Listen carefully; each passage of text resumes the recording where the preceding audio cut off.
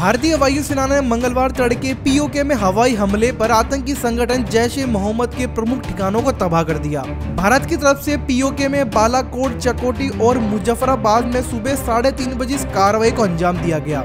इस हमले में बालाकोट में जैश का कंट्रोल रूम पूरी तरीके से तबाह हो गया। सूत्रों के हवाले से यह जानकारी मिली है। जम्मू कश्मीर के पुलवामा में सीआरपीएफ काफिले पर पाकिस्तान समर्थक जैश-ए-मोहम्मद द्वारा किए गए आतंकी हमले से नाराज भारत की तरफ से यह कार्रवाई की गई।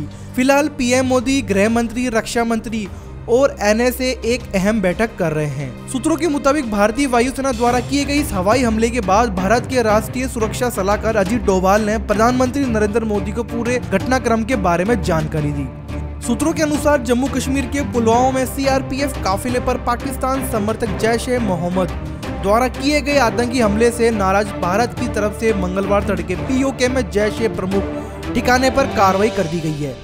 भारतीय वायुसेना की तरफ से की गई सर्जिकल स्ट्राइक में पाकिस्तान अधिकृत कश्मीर में चल रहे जैश के आतंकी कैंपों को निशाना बनाते हुए बमबारी की गई। इस सर्जिकल स्ट्राइक को लेकर भारतीय सेना और भारतीय वायुसेना कुछ समय बाद एक प्रेस कॉन्फ्रेंस करेगी और जानकारी साझा करेगी। सूत्रों की माने तो भारतीय वायुसेना के 12 मिराज 2000 लड़ाकू विमानों ने जैश आतंकी ठिकानों पर 1000 किलो से ज्यादा विस्फोटक गिराए। इस विस्फोटकों ने जैश के ठिकानों को तबाह कर दिया। सूत्रों के अनुसार भारतीय वायुसेना ने आज सुबह 3:30 बजे ये बमबारी की।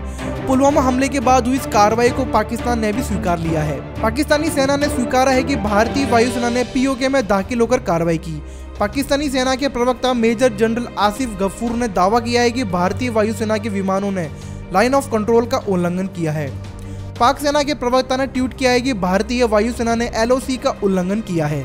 हमने तुरंत जवाब दिया। इसके बाद भारतीय वायुसेना के विमान वापस अपनी सीमा पर लौट गए। इसके बाद एक अन्य ट्वीट में गफूर ने लिखा, भारतीय वायुसेना ने मुजफ्फराबाद सेक्टर से घुसने की कोशिश की। समय रहते ही पाकिस्तान एयरफोर्स ने जवाबी कार्रवाई की, जिसके बाद वह बालाकोट की तरफ वापस लौट गए। किसी के हताहत होने की कोई खबर नहीं है।